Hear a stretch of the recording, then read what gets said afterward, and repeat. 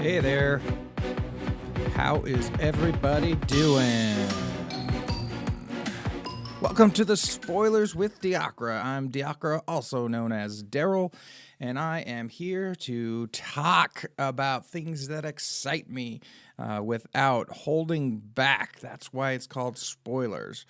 And before I get too much farther in this episode, which is going to be about Avengers Endgame, I think many ways is going to be about that, and then about Cobra Kai Season 2 as well. Both came out this week, both came out similar week last year, and we did an episode then. But now it's time to spoil the next installment, if you will. However, before I get too far, I want to thank all my listeners. Thank you for listening. Thank you for subscribing to the podcast on your podcast player of choice and following us. And especially want to thank all my Patreon patrons, Debbie, Shane, Drew, and Danielle. Daniela. No, Danielle. Too many syllables that I'm cutting out and making my brain change. Sorry about that. But thank you for being a patron of my artistic efforts in the world, as it will. It means a lot to me. Thank you very much. And thank you, everybody, for listening. I love that there are people listening, and I hope that you feel that you can interact with me a little bit too, because I'm trying to do this Twitch TV thing for interacting. I know I haven't been scheduling it per se, and I should be doing that. But yeah, going forward, maybe that's what I need to do. So we'll see how that goes. But before we get too deep, we will be talking Avengers Endgame. That I say we in the general idea of if anybody shows up on this Twitch stream. I also want to say we'll be talking Cobra Kai. But before we get to talking in those, I'm going to talk with a different section of something that's really near and dear to my heart. Something that's really near and dear to the whole reason this podcast started in the first place, which is this. If you're watching online or watching this video later, rather, since there's nobody online yet, this person was beaten up at a movie theater for, I don't know, I mean, every article I've read says he was shouting spoilers, but it could have been as simple as, I mean, the details are quite sparse in all of these things. It is somewhat of a real like headline grabber and stuff like that, but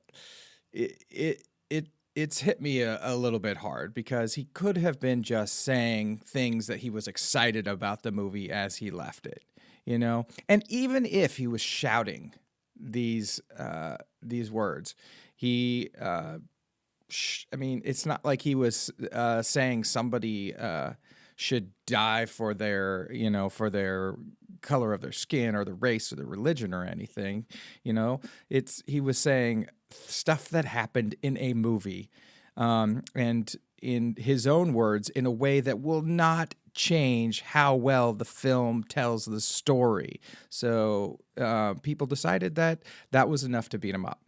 What's next? I mean, when's the first actual straight up murder for spoiling? I mean, where do we need to go?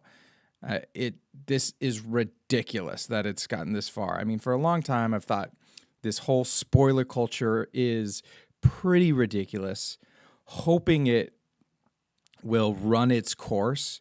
I mean, it's basically propaganda and brainwashing to help sell these movies. It's like, our movies are so good, you don't want to spoil them. Actually, they are really good, and you can't spoil them. That's the thing. A good movie cannot be spoiled. And the fact that people think otherwise. I mean, everybody's worried about changing somebody's first experience of the movie. Nobody's first experience of the movie is the same as anybody else's.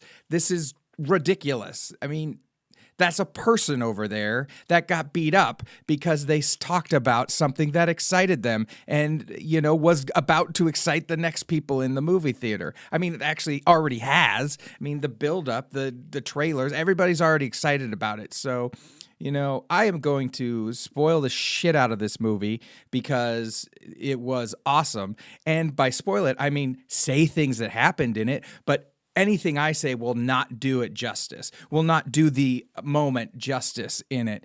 It might make you think, oh, I can't wait for it to happen. Please, please, please, please, please, please, please. But that's about the majority of it. So it will change if you're willing to listen to what I have to say. But I'm not even there yet. I'm not even talking about spoilers for this movie. But God damn. Beating somebody up because they said spoilers, beating somebody up because they shouted it to the world, fuck you. Get over yourselves. It's a movie. I mean, I don't like to curse. But this pisses me off. I mean, that's a human being, and the other thing is a movie. It's a story. It's made up people. It's made up characters. And I'm kind of not just pissed off at the people who did it. I'm also pissed off at the people who will say he got what he deserves. I mean, that's the next layer. It's well, he got what he deserves. That means you would probably do the same thing. You think violence is the answer to silencing people for a movie, that you're going to see anyways. You're not they're not limiting your speech. They're sure changing your experience, but I believe that anything that's actually been studied about this says it actually improves your experience. So shut the fuck up. All right. I mean, and honestly, the whole spoilers thing is just brainwashing. It's just a really, really excellent marketing scheme saying our movies are so good that you don't want to spoil them for people. But yes, they are so good. I agree with that part of it, but I disagree with the fact that you're going to spoil it. The use of the word spoiler is annoying. I mean, I think the only person, there are definitely movies where there's something that happens and you could spoil it, and that's because those movies are bad. They stand on the secret. Avengers Endgame does not stand on the secrets. There are moments that are gonna happen, and they're very exciting that they happen, but it doesn't stand on it. It stands on the way they tell the story, the way it's crafted together, the way each character comes in at the right time. That is what this movie stands on. It doesn't stand on secrets. There are things that you're going to see that maybe because you never watch spoilers and you took it upon yourself to limit your access to those spoilers that are going to surprise you because that's what you did for yourself, because that's how you want to experience it. You may have even, made a request of somebody, hey, I'm going to do this. And, it's really up to them to say yes or no, but they could say no, but that doesn't mean you get to beat them up. It means you could stand up and walk away. And maybe that's a thing that has nothing to do with movies, but it has to do with your relationship with that person, whether or not they are willing to do your request, whether they feel disrespected by you for telling them to shut up. I don't know, but this is gone too far. And I also hold all the PR that went along with spoilers for this stuff for 10 years. I hold all of that accountable. So the Russo brothers, I hold them to account too, putting out letters saying, don't spoil it, putting out PR that says Thanos demands your silence.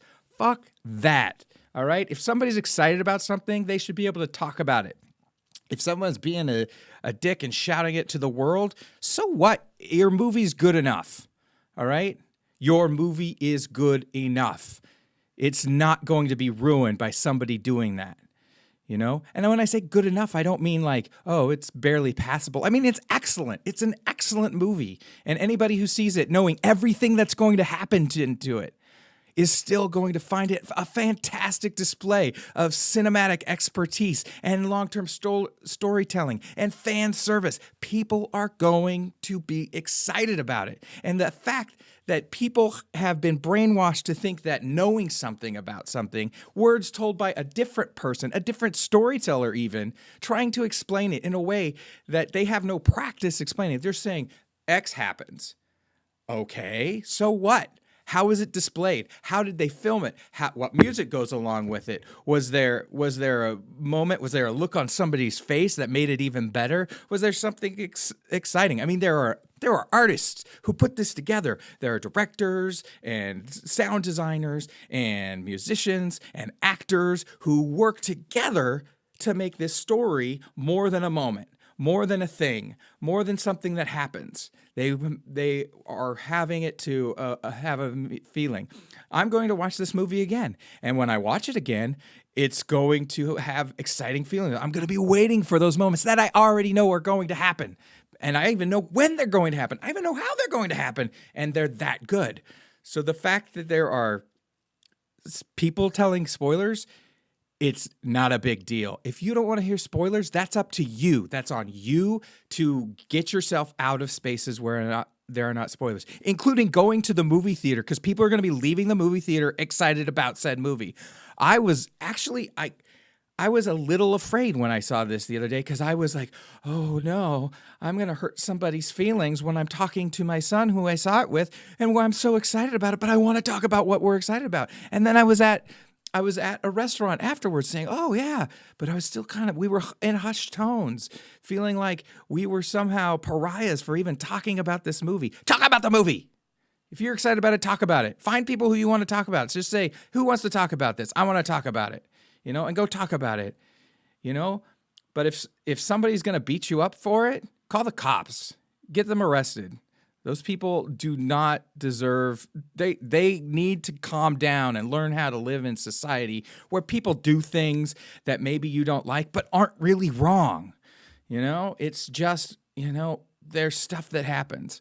So, beating somebody up is wrong. I mean, there are very few, very specific cases where it's what you need to do. But for the most part, when somebody walks out of a movie theater, yeah. I even saw one person just talking about how the movie was so good that it reduced their level of anxiety about somebody coming in and shooting up a movie theater, because that's a thing that happens and that's terrible. But I would imagine if somebody showed them this story, it might make them a little worried about talking about and being excited about anything ever in life again. So stop it. Spread the word. Spoilers aren't bad. People who want people to get beat up for spoilers they need help. They need to be brought back into society. They need to be kind of taught that, look at a person. This is a person. A person is somebody who exists in this world just like you are a person. Would you want to be beaten up for something you're excited about? No? Okay, great. Now let's keep moving on. Versus, and this is a movie. This is a story. It's a great story, and you're going to enjoy it no matter what. So you're going to enjoy this. This is a person. This person is actually, whatever type of person they are. They could be kind of a snotty person, kind of an ignorant person, but they're still a person. They're a human being. All right. So this story in so many ways pisses me off. People, I'm getting some pushback from people online, some of my friends and stuff who are really spoilers, but I'm sorry. You've been brainwashed. Brainwashed. It's a movie. It's a great movie, and you're going to enjoy it. It's not going to be spoiled by shit. What it's going to be spoiled by is stuff like this. Makes me, hold a grudge against everybody who made the movie, everybody who pushes this. If I don't see just something from some people, I'm going to be so mad. If the Russo brothers don't say something, I'm going to be a little bit annoyed by that. Yeah, we want your silence, but be smart about it. At least, I mean, it's a marketing. It's marketing. Spoilers is about marketing. It's a term that they realized there were some people, a few people that were really concerned about that. And then they thought, we're going to grasp onto that. We're going to market it, and we're going to turn that into the reason to be certain ways of the reason. Like, we're going to create appointment movie watching. You are going to see it opening weekend, because if you don't, you're going to have things spoiled. It's worked. Think about how huge movies have gotten. These blockbuster movies have gotten. It's all about marketing. The whole everything about spoilers is about marketing, and you're adding to it. So, yes, I'm calling my thing spoilers, but part of that is because I want to be able to talk about stuff, and labeling my podcast spoilers at least lets people know, hey, if you listen to it, stuff might not get spoiled. I don't usually spoil much because I do want to respect that some people don't like it, but I'm also not going to hold back. If I'm so excited about something, I'm going to talk about it. So yes, that's me. I'm going to get off my soapbox a little bit for a moment, step down a little bit. It may come up because this really has me rankled. This whole thing has me rankled, and I'm disgusted by it. Just disgusted. It's stupid. They're grow up, I mean, people like to make jokes about, I thought comic book movies were for kids. Show them that they're for adults and act like an adult. All right? Grow up. All right. Let's move away from the spoilers for a moment, or rather, not the spoilers. That would be me. The spoilers with Diacre. But let's go to Cobra Kai, because on Wednesday, before Avengers Endgame came out, we have Cobra Kai. Cobra Kai. Anybody who's a fan of the Karate Kid, anybody who's been a fan of this podcast for a while knows that me and Wayne are huge fans of Karate Kid, and Cobra Kai was a big thing.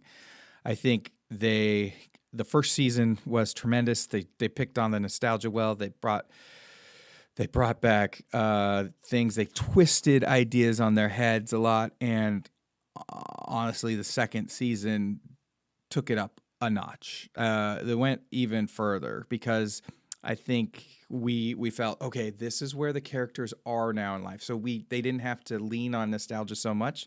Not that they didn't lean on nostalgia, because they did. So Cobra Kai season 2, this season was all about Cobra Kai's there. John Kreese is there, and not sure what's going on, what his play is in the whole thing, and you think you know what's going on, but you don't. There's some various swerves and some not so subtle foreshadowing in it, and it's subtle. It's as not subtle as the foreshadowing is.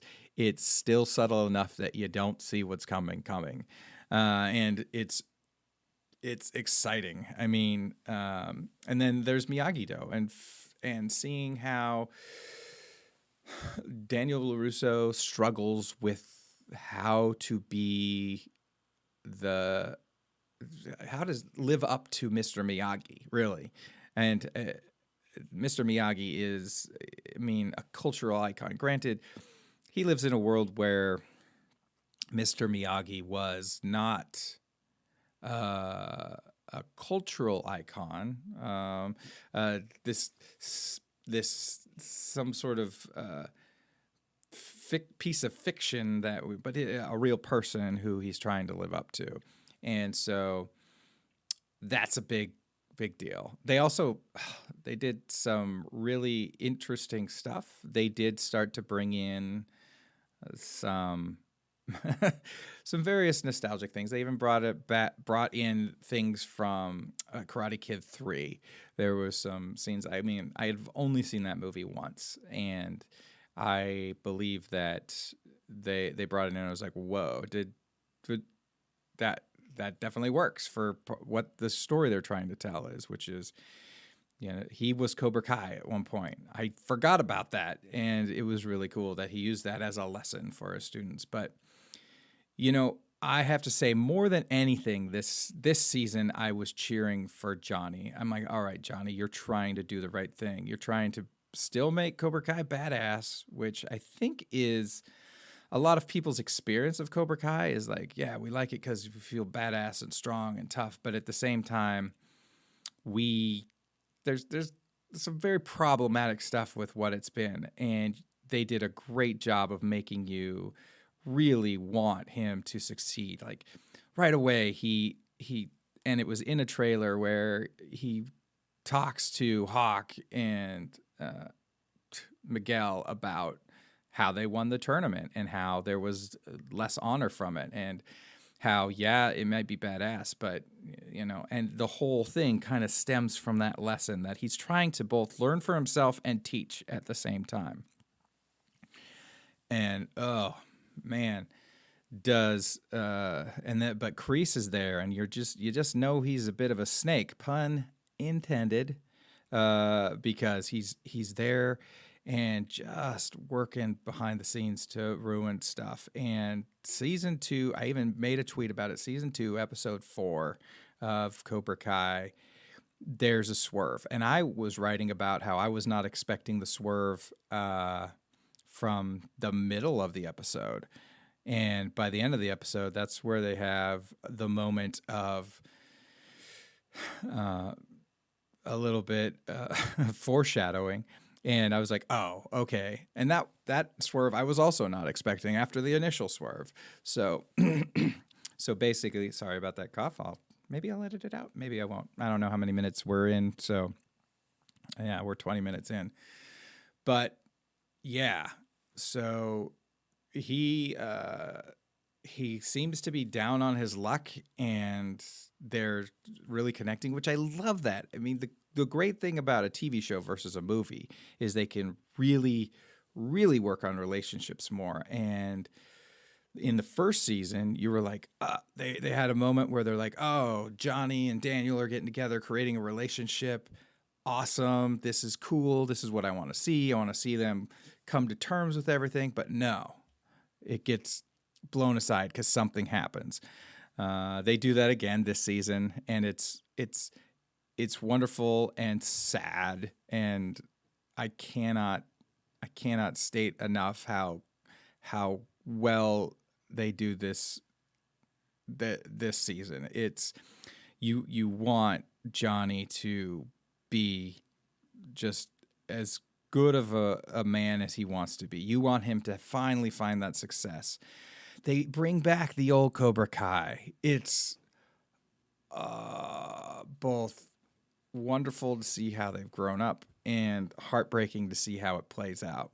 You see that none of them like Kreese. All of them realize how much of a monster he was. I mean, some of them have changed their lives in different ways, and it's very intriguing take on what to do with it and their advice for him and what he learns from that. But it's almost like the lesson comes too late. But it's a great episode too. See, this is the thing about the way they're doing it.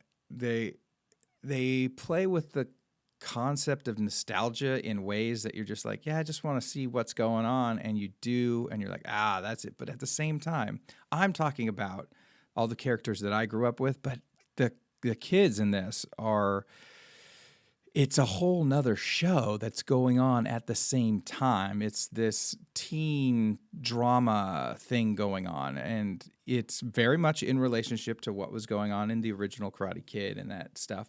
But at the same time, it's totally its own thing. So beautiful, beautiful stuff. So I can't recommend it enough. If you have any adoration for Karate Kid and you have not seen Cobra Kai Season 2 yet, or you have not seen Cobra Kai Season 1 yet, get YouTube Red or YouTube Premium at this point and watch it. Just watch it. You can, if you're a binge watcher, binge watch it. If you're, a more reasonable human being who has demands on their time that require them to see stuff, once one episode a night. I mean, they're short episodes. They're like 30-minute episodes. absolutely excellent. I will say this though, the finale of season 2 is going to hit you like a Mack truck if you care about these people at all. There is so much going on in it, and I can't do it justice. I can't discuss it in a way that like describes how they take the explosive like powder tin of, I'm not even sure if I'm using these phrases correctly, but if the explosive powder tin that's been building throughout the season and let it play out in the finale. And then if you care about these people at all, just watching how that explosion affects all of them, and you're just like, oh, it hits me so hard. I had so much hope for these people. I had so much that I just watch it. It's beautiful, well done, and they leave you thinking, "Wow, this could be it for the show." And I really hope it's not, because now it's almost like they've got a semi-blank slate that they can go of, because it looks like it's so much the end. They probably won't, because writers, but they've written a good show so far. So I don't know. They've done some swerves that you're not expecting. They've done some stuff that I'm like, I've seen that trope before, and then right when I think I know how it's going to play out, it plays out slightly differently, and I'm like, whoa, that was great. And that's another thing I love about Cobra Kai, is they're playing with tropes. They're playing with them right in front of your face, and they're saying, you think you know where this is going, and it might go there.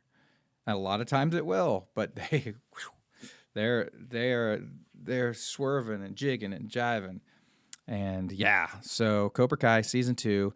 If you haven't watched season 1, watch that. If you have watched season 1, watch season 2. It's out. Hey, if you're not going to get to see Avengers, or you've already seen it or whatever, go watch Cobra Kai. It's amazing. So groovy. All right, let's finally go into what I think most people will want to hear about at this point, which is Avengers Endgame. If you've made it this far, you know that I think this is a great movie. I've stated it several times. The events that happened at the theater in Hong Kong, with notwithstanding, the movie is great. That is problematic, and that needs to be dealt with. And if I don't see anything about that, I will be very, very just like downgrade my opinions of people. That's what it will be. It'll be downgrading of my opinions of people.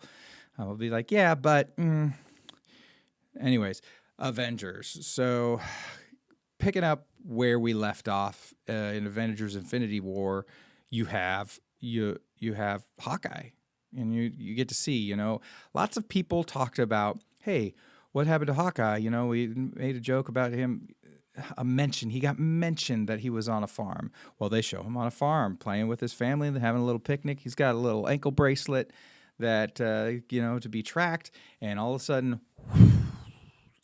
the snapping happens, or the snap, or whatever you call it. And his whole family basically disappears. And you feel that right away, which is, maybe I do, because I have a family and I have that fatherly thing, but I think most people can get that. I could be completely wrong about that. I probably am. But that starts it off. And since we know so much from the trailers, we know he becomes Ronin. You see that that's kind of the trigger for it. And I think that's why they did that scene. But then they jump to another trailer, what we saw in the trailers with Tony, and the precursor to that trailer where him and Nebula are playing little table football with little pieces of metallic paper, and he's teaching her how to play, and they're having a good time and what they believe are their last moments. And, then he records that message, the full message you get to see. I don't remember the details of it, so what is it? But what I do just love more than anything was that he's sitting there basically fading off, probably asleep, maybe never to wake up again. And all of a sudden he's sitting in the cockpit and his face lights up, because who's out there but Captain Marvel, And that's cool and all. It's like, okay, Captain Marvel, that makes a lot of sense that she would be the one finding him. Trying to work out in my head all these, like, okay, well, what's the timeline? It says it's like they've been there for like 20 some days. All right.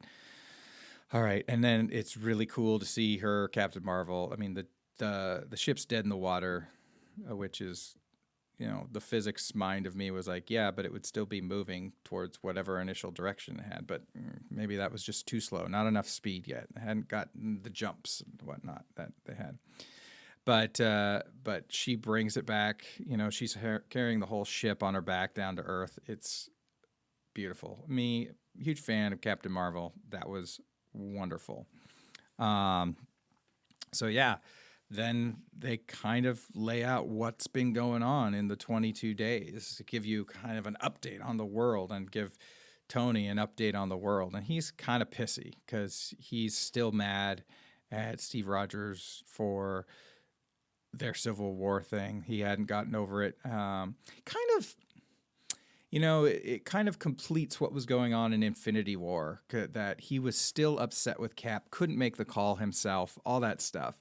It kind of completes it. You're like, see that it still bugs him. And so, that was really cool. So they do that. They explain what's going on, and they cut to 5 years later. They just cut to 5 years later, which is it's interesting. It's really like they realize, what can we do? I don't think there's anything. No, they don't cut to 5 years later. Then they're just like, hey, let's get Thanos. That's all we can do. And they do. They go get him, and it's a beautiful scene where they go out to space for the first time, some of them, and they go down and they do their thing, and they straight up kill him within the first, 15, 20 minutes of the movie. But they find out that the Infinity Stones are gone. He used the Infinity Stones to destroy the Infinity Stones, which I think it really changes the storyline. Like, having read the comic book for the Infinity War and seeing how that played out, completely different, lots of different characters that, but I was wondering, what are they going to take from it, and how are they going to play that out? Is Nebula going to be an interesting part of it? And she was, but in no way like the comic book. So it was cool. It was a really cool. The way throughout the movie that they used Captain Marvel was both limited in that they wanted to keep the center of focus of this movie on completing the first Infinity Saga and focusing on the initial Avengers. And they did that, but she still got her big moments to say, look who's here now. And is she badass? Yes, she is badass. She continues to be badass in ways that I wasn't sure how they were going to play it off in ways that made sense. For instance, and I'll just jump ahead because why not? I'll tell stories out of order. It's like Memento or something. I don't know. But at one point at the end, the final battle scene where they have to face Thanos again, because yes, there's time travel involved, and so this is actually a previous Thanos. She's got him in that famous pose with where she's holding the gauntlet, the Iron Man-finity gauntlet that they create, which is in many ways kind of fun because it's on the other hand too, which all this stuff makes it fun. Was there something between that made them choose that? I don't know, but she's got there, and Thanos straight up clocks her, doesn't move her at all, and she just looks at him like, gotta try more than that. But one of the things I have loved about Thanos is he's always seems as a fighter more intelligent. So when he realizes he's beat in one way, he changes tactics and goes another way. So he's smart enough. He just grabs one of the Infinity Stones. I'm no good at remembering what the Infinity Stones are, but the purple one, and he takes it in his other fist and he just clocks her, and that's what it takes to. So he uses the power of that Infinity Stone to to hit her and do something to her, and that's what it takes to move her. And it was a phenomenal moment that both showed how tough she is and how smart he is. I really do dig that about the Thanos as bad guy in this movie. So very very big deal. She's great, and it's gonna be great to see Captain Marvel played out moving forward from this movie, and I think it'll make sense with what we've heard is that the next phases of Marvel will be more galactic or universal. So, oh, I'm going to stop right here because not stop the podcast, but stop and do something else. I just realized that I had asked on my Facebook and Twitter feeds. I said, "Hey, give me some spoilers. I won't know if they're fake or not, but just give me some spoilers." And I got a lot of great spoilers from people, and I want to talk about how some of the spoilers that came up. First of all, I want to say what my dream spoiler was. Like, it was a dream. I knew it would never happen, but it was just what I wanted. And my dream spoiler is this, and I put it on everywhere on my social media. Basically, the movie opens with the defeated body of Thanos lying on the ground. Many squirrels scurry off his body. Camera pans out and rack focus on a young woman with a large, fluffy brown tail looking away from the camera. She raises up her left arm. She's wearing the Infinity Gauntlet. She looks over her shoulder and says, "Let's get nuts," then snaps her fingers. And that was my dream spoiler. It's like our introduction to Squirrel Girl in the Marvel Cinematic Universe being that. That's not what happened, and I'm not shocked at all. It's just it was just a different way to have it. And Glenn, podcast nemesis, not really. That joke may have run its course. Responded, "Dude, I've seen the movie. Not cool. Include real spoilers." All right, yeah, that was fun. He had winky face after that. Ooh, also, if you're trying to avoid Avengers Endgame spoilers, do not go see Avengers Endgame this weekend. The movie is full of spoilers. Yeah, exactly. Quit your whining. All right. So I had written, looking for Endgame spoilers. The more ridiculous, the better. Really, they don't have to be true, but they could be. How would I know? And so I got a bunch of spoilers from people, and I want to share those with people. And first of all, Glenn says, "Mantis wins the Game of Thrones. Nobody saw it coming." Yeah, nobody saw that coming on so many levels. That's right. But I said I always suspected she was destined for greatness. So there's that. Another friend, Madonna, not that Madonna, a different Madonna, says it's Deadpool. Deadpool goes up Thanos' butt. And my response to that was the Disney-Fox merger pays off. Glad they got it done in time. So, yeah. And then Glenn, because he can't help but be a part of spoilers. What can I say? I'm just like his favorite podcast ever, even more so than his own. He says Hulk fights himself and loses, but really wins. And I, of course, responded to, "It's a metaphor for growing up as a white man and dealing with your own racism and misogyny. So well done." And yes, definitely. And then here's a longer one from Patrick, who says, "Tony Stark actually died in captivity. The entire modern MCU arc has been his dying dream.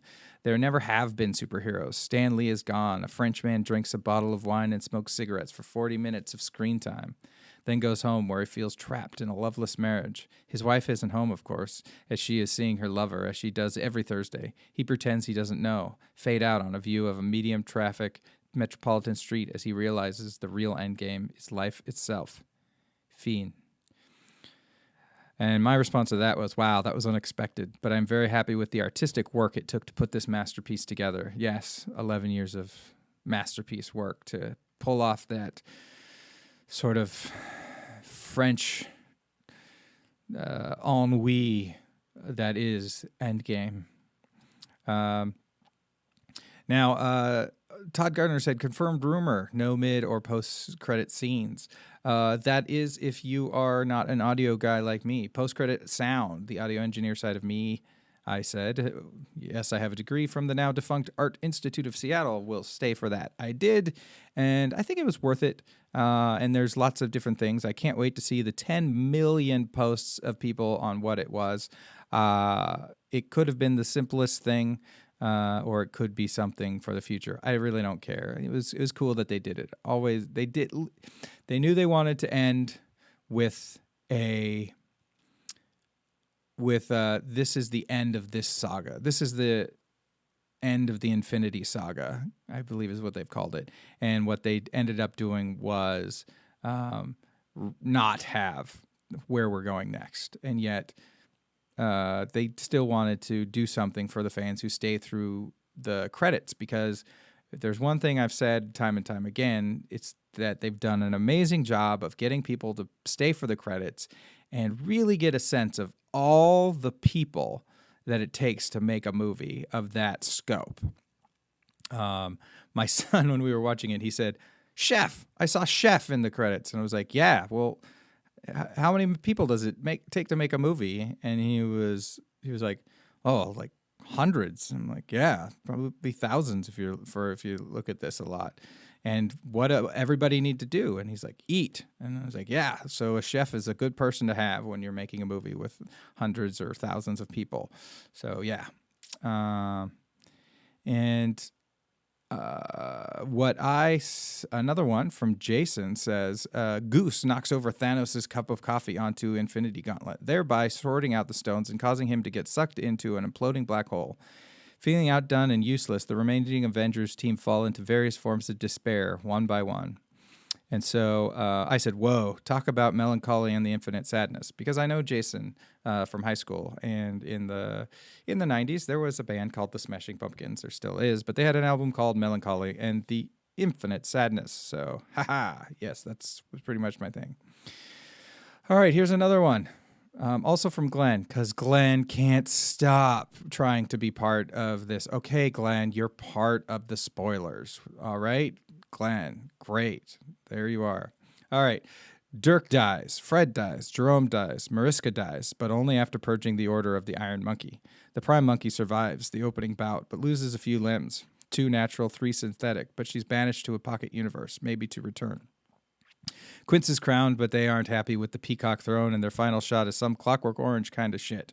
Oh, and Monk got to keep the store. Who'd have thunk it? The neighborhood kids all banded together and picked up litter, which allowed them to power the makeshift fusion reactor at the heart of the Apocrypheld. The priestess Shelva activated the Doomsday lever, but the clock held at 3 seconds to midnight as the Prime Monkey's pocket universe starts lobbing gravity bombs and fractures space-time. Copperman and Jellyfish Girl finally kiss, and it was awkward, as you'd imagine. Then they just kind of vanish into the fortress for the rest of the film, but possibly not for sex. I'm not even sure how this would work with their respective species. The cloud of mauve vapors ascends from the chimney. Each member of the swarm that passes through it veers off into the nearest coastal city and pursues a career in stand-up. The fanboys are going to be pissed about this one, but honestly, they seeded this ability in Jellyfish 3, and like it or not, it's canon. There's a lot more, but I should probably wait till later in the weekend. Oh, also Chonk dies. I was really sad about Chonk, by the way. Yeah, first of all, I just want to say now, realizing how fake that was, that Glenn is just trying to write his own scripts and get them out there the only way he can, which is having me repeat them on the spoilers. So, hey, but my real response was, well, at least Copperman and Jellyfish Girl got together. I've been waiting a long time. So there's more on that if you follow me on the various social medias. Find references to Copperman and Jellyfish Girl. In fact, if Glenn and I don't figure out some way to make something out of Copperman and Jellyfish Girl, I don't know what kind of artists we are. Okay, are we really trying to create anything? I don't know. And another friend said, Taylor said, the OG Avengers save the day. We spend 20 seconds watching Hulkling and Wiccan kiss. And I say, starting off strong for the new phase of Marvel. And then Jason, a different Jason this time. It was all a simulation trap, and everything has been since Jarvis went haywire. There was no Ultron, just Jarvis trapping them all into simulation. Mathematically speaking, that makes a lot of sense. But I said, Green Lantern comes over from DC and says, okay, Jarvis, let them out of the simulation. Jarvis calmly states, I'm sorry, Hal. I cannot do that. So, yeah. So, yes, there's that. And then the same Jason also reminds me that Arya Stark makes the killing death blow that puts a final end to Thanos. So true. And I just said, these comic book crossovers are insane. And he also responded with, I wonder how many Starks die this weekend. And I said, only time will tell, he responded, or the time stone. And I said, yes, Doctor Strange knows. And then that Jason just kept going with other spoilers, and he said Thor's hammer is his penis. And I said, a god's got to do what a god's got to do. And anybody who has seen Dr. Horrible's sing-along blog and knows some of the songs in that knows what that reference is. So he also responded that, so I want to take Steve Rogers' face and put it on Captain Hammer. Okay. Amanda Carlson, it was Stan Lee's dream. Well, duh, we knew that already. Anyways, thank you very much, everybody who added some spoilers for this movie. Obviously, it's a huge movie, so there's lots of spoilers, but if there's ever a movie or TV show that you want to provide me fake spoilers for, please go to our Facebook page, The Spoilers with Diacre, or Twitter, Spoiler Diacre, or any of the other places. Just look up Spoiler Diacre. You should be there, or our website, thespoilerswd.com, and go to the contact page. So let's get nuts and return back to the Avengers. Okay, well, we were already at the Avengers, but let's return to where we were in the Avengers. So, anyways, 5 years later. 5 years later. Everything is a bit more dismal. The ennui is true. Everybody's kind of sad about where they are. Nobody has an idea. And we jump to a rat letting Scott Lang out of the quantum realm. And he is just shocked and surprised at what has happened. And he gets to see his daughter, who's now a teenager, which is, really touching. And yeah, cry for me. I cried so much during this movie. Just so much emotion. But I think that's because I forgot to take my citalopram. Anyways, well, I think there was some emotional stuff in this movie. But I cried probably more than not because I forgot to take my citalopram. Anyway, so that leads him to think, wow, it only took me like 5 days. And 5 years felt like 5 days or whatever, something like that. But there was 5 and 5. And it could have been 5 hours, 5 minutes. I don't know. And so that's all it felt for him. I think it was 5 hours because I seem to remember thinking when he was like, oh, I'm so hungry. And I was thinking, well, it's because he's only been gone for 5 hours. But that gives everybody an idea. It's like, ooh, we've got to figure this out. And they're not talking to Tony Stark anymore. So they go to Hulk, and we see that Hulk is now Professor Hulk. He's turned himself into he's linked the two of them. And I've seen many people complaining about Professor Hulk, but suck it. It's what they decided to do. If you don't like it, stop watching. That's the only way to let them know, right? People, I mean, the whining is really more about, please tell me, is there somebody who thinks the same as me that this was terrible that they did this? There are, but was it really that bad? Was it though? And so they have to figure out time travel, which is where we find out that when they finally go to Tony, because Hulk doesn't have the smarts that, or I don't know, maybe I did it in the wrong order, but they try to go to Tony. Tony's like, no, I've got a daughter now. It's really the best thing in my life, all this stuff. And you're like, I kind of get that, but at the same time, and he's kind of decided to move on, but they haven't. So, but they tell him what their ideas and all the things, and he's really smart and kind of understands things, but they move on from there.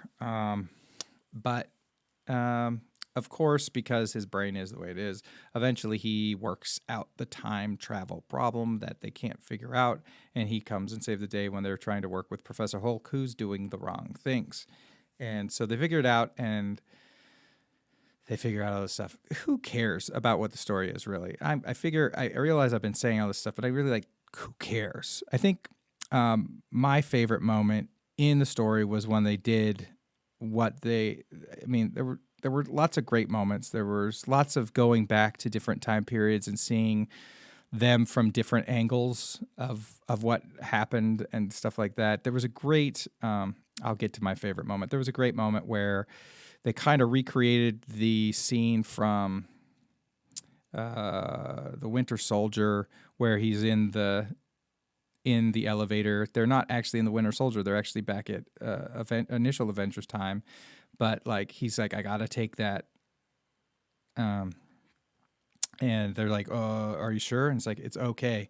And he leans over and he whispers, "Hail Hydra." So they let him take it. It's had me, that moment had me laughing out loud, because with all the hullabaloo that went into the Hail Hydra Captain America thing earlier, to have him do it and have it totally obvious why he did it and have him like playing them was like really, really good. I mean, it was both a reference to that and also a perfect way to get through that. Another one of my favorite moments was the moment I think a lot of people have been kind of feeling was true for a long time, since way back when. I forget which, was it Civil War? I don't quite remember, but when Thor, it looked like Steve Rogers moved Thor's hammer Mjolnir a little bit, and everybody's like, I bet he really could have lifted that and stuff. Well, beautiful scene that they do where Thanos has Thor just, I wouldn't say dead to rights, but like really got him down and is pushing Stormbreaker into his chest in a similar fashion that he was doing at the end of Infinity War. And you see Mjolnir back there on the ground start to move, and you're just like, oh, what's he doing? He's got both hands on the thing, but what are they doing? What's happening? Is he doing something?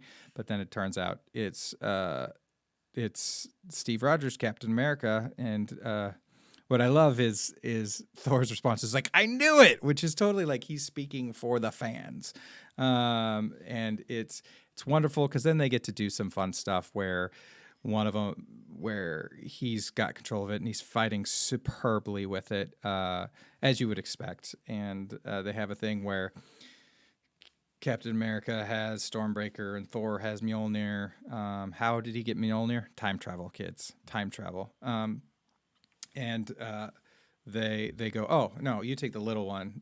Thor's like, "No, you take the little one. I want the big one." It was stuff like that. Good fun, good humor. But yeah, that was my favorite moment. There were lots of favorite moments. I really can't remember them all anymore, but I do realize that I have been talking for a long time about a lot of different stuff, and I don't want to bore you. It's a very good movie. It is a tribute for the fans. If you've watched any of these movies and enjoyed any of them, they really touch on all the people who are part of it. It's, I never actually saw Thor: Dark World, but it makes me want to see Thor: Dark World.